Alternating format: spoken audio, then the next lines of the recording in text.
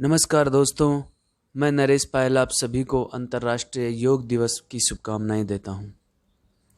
अंतर्राष्ट्रीय योग दिवस का विचार पहली बार भारत के वर्तमान प्रधानमंत्री श्री नरेंद्र मोदी ने 27 सितंबर 2014 को संयुक्त राष्ट्र महासभा में अपने भाषण के दौरान प्रस्तावित किया था। भारतीय प्रधानमंत्री ने संयुक्त राष्ट्र के संबोधन में 21 जून की तारीख का सुझाव दिया था, क्योंकि यह उत्तरी गोलार्ध में वर्ष का सबसे लंबा दिन और दुनिया के कई हिस्सों में इसका विशेष महत्व है। योग एक शारीरिक, मानसिक और आध्यात्मिक अभ्यास है जिसकी उत्पत्ति भारत में हुई थी। योग भारत की प्राचीन परंपरा की अमूल्य देन है। यह मन और शरीर की एकता का प्रतीक है। विचार और क्रिया, संयम और पूर्ति, मनुष्य और प्रकृति के बीच सामंजस्य, स्वास्थ्य और कल्याण के लिए एक समग्र दृष्टिकोण है। यह व्यायाम के बारे में नहीं है, बल्कि अपने आप को दुनिया और प्रकृति के साथ एकता की भावना की खोज करने के लिए है। अपनी जीवन शैली को बदलकर और चेतना पैदा करके यह भलाई में मदद करती है। आज हम सभी पाश्चात्य देशों की संस्कृति का अनुसरण कर रहे हैं।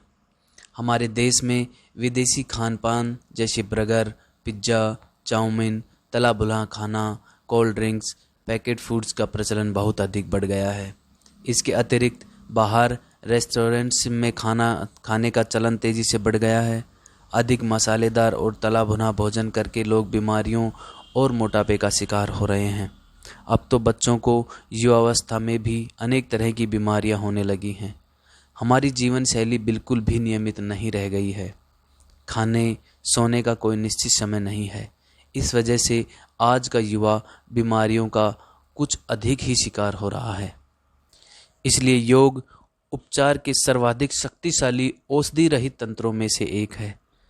स्वस्थता की इसकी अपनी एक अवधारणा है, जिसे बहुत से लोगों ने वैज्ञानिक रूप से समझा है और प्रस्तुत किया है। योग को अपने शारीरिक और मानसिक स्वास्थ्य को बढ़ावा देने के लिए जीवन शैली के रूप में अपनाया जा सकता है। यदि योग को विद्यालय स्तर पर प्रारंभ कर दिया जाए तो यह अच्छा स्वास्थ्य प्राप्त करने हेतु स्वस्थ आदतें व स्वस्थ जीवन शैली स्थापित करने में मदद करेगा। शारीरिक स्तर पर योग बल, सहन शक्ति, क्षमता और उच्च ऊर्जा के विकास में मदद करता है। यह व्यक्ति को मानसिक स्तर पर उन्नत एकाग्रता, शांति और संतोष के साथ सशक्त भी बनाता है, जो आंतरिक और बाह्य सामंजस्य प्रदान करता है। इस प्रकार विद्यालय स्तर पर योग का लक्ष्य बच्चों को शारीरिक, मानसिक और भावनात्मक स्वास्थ्य के लिए एक सकारात्मक और स्वस्थ जीवन शैली को प्रोत्साहित करना है। हम सभी के जीवन में योग काफ़ी महत्वपूर्ण है, क्योंकि यह शरीर तथा मस्तिष्क के संबंधों में संतुलन बनाने में हमारी काफ़ी सहायता करता है।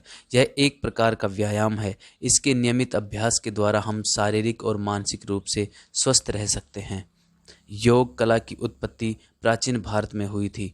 पहले के समय में बौद्ध तथा हिंदू धर्म से जुड़े लोग योग और ध्यान का प्रयोग करते थे। योग कई प्रकार के होते हैं, जैसे राजयोग, जन योग, भक्ति योग, कर्म योग, हस्त योग। आमतौर पर हम हस्त योग के अंतर्गत बहुत से आसनों का भारत में अभ्यास किया जाता है। योग शरीर, मन, बुद्धि और आत्मा को एक समत करने वाला अद्वितीय माध्यम है। यह भारतीय संस्कृति की विश्व को एक ऐसी अनमोल धरोहर है जिसको वर्षों से हमारे ऋषि मुनियों ने संरक्षित, संशोधित और विकसित कर विश्व के सामने औषधि रहित निरोग्य जीवन की एक नई कल्पना रखी। भारतीय संस्कृति की ध्वज पताका को समूचे विश्व में फहराने वाले अंतर्राष्ट्रीय योग दिवस पर विश्व निरामय और विश्व कल्याण की